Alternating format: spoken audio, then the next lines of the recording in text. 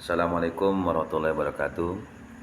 Pada saudaraku sekalian dimanapun berada, beberapa bulan terakhir ini kita ngelihat bagaimana banyaknya orang-orang munafik ya. Kalau saya bilang orang-orang munafik, mungkin ateis, mungkin komunis, mungkin juga kafir, yang menghina, merendahkan, memfitnah, ya, mencaci maki, memusuhi para habaib.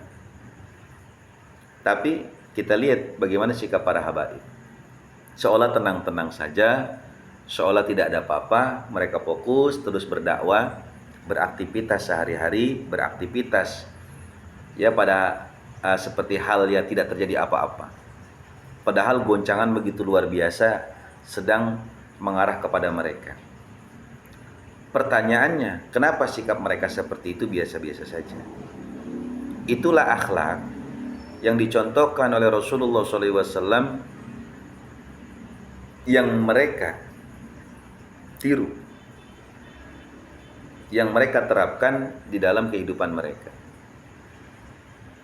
Jadi seperti bahasanya Habib Usman yang dihina, direndahin sebagai antek-antek Belanda, difitnah sedemikian rupa sebagai antek-antek Belanda. Robito Alawiyah yang dihina, direndahkan sebagai lembaga nasab yang dibuat oleh Belanda. Kemudian Habib Lutfi yang dihina, kemudian Habib Rizik yang dihina, direndahkan, Habib Bahar, bahkan Imamul Haddad, kemudian Habib Bakar Gersik, Habib Ali Al-Habsi, dan para habib yang lainnya dihina habis-habisan. Mereka santai saja, yaitu akhlak mereka. Karena dengan dihina itu mereka bertambah mulia. Lagian para penghujat ini ketika diurusin, ya nggak bisa karena udah buta mata, buta telinga, buta hati. Buta mata dari kebenaran.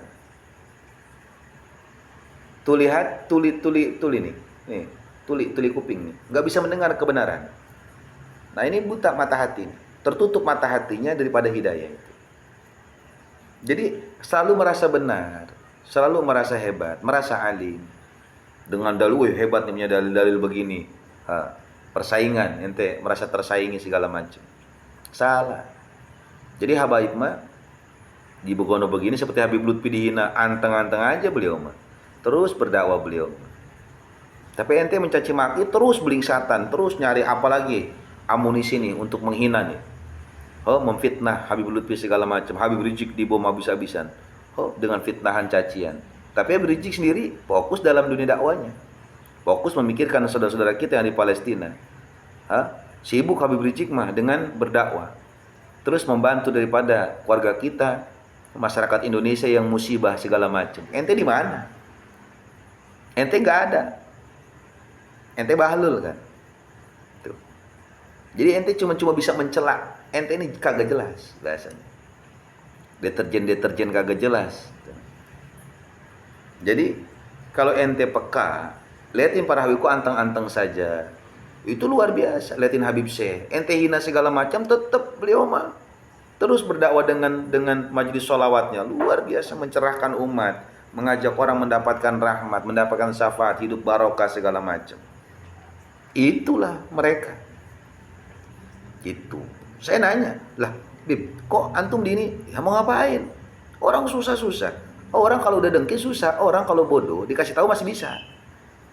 Orang nggak tahu, dikasih tahu masih bisa nerima. Tapi kalau orang udah dengki, orang udah tertutup mata hatinya, ini berbahaya. Dan dia nggak bisa dengan nasihat. Ketika kita nasihatin, justru dia lebih parah lagi. Dia merasa lebih so pinter. Kita bilangin lebih pinteran dia. Merasa pinter, merasa hebat sih, nggak mau nerima kebenaran karena merasa benar. Kata saya, gitu ya. Iya. Dan habaib dari dulu, dari zaman Sayyidina Husain, ya begini. Sayyidina Husain, Sayyidina Hasan, terus kemudian Imam Zainal Abidin. Ini kan terus Imam Ja'far Shadiq, terus tuh Imam Isa Al-Muhadzir, terus sampai Imam Ubaidillah, terus kan dihina terus ini.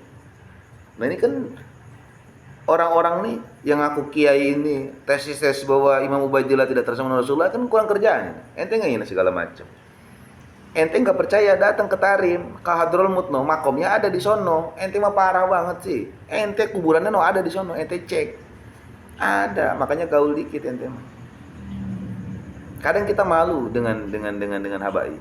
Memang ada habaib yang mohon maaf yang rada kurang pas lah di kita, tetapi hanya sedikit. Dan itu karena mereka ya ilmunya ya belum, tapi ketika mereka udah alim, luar biasa akhlaknya. Jadi yang begitu-begitu hanya godaan kita lah, biar kita ini makin dewasa. Bisa nggak kita ngejaga hati? Begitu, bisa nggak kita ini bisa